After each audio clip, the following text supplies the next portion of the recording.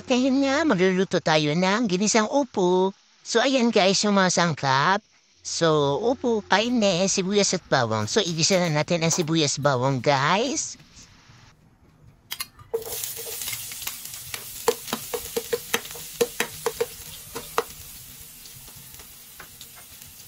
At isunod na natin ang hiniwang karne ng baboy. So, ayan. Hiyan na natin yan matusta. Ayan nga, natusta na natin and ilagay na natin ang hiniwang upo. So, ayan na guys. So, halo-haluin lang natin yan.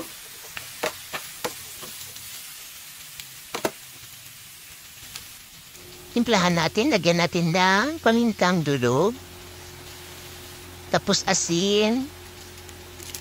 Ayan, seasoning. Ayan, halo-haluin lang natin.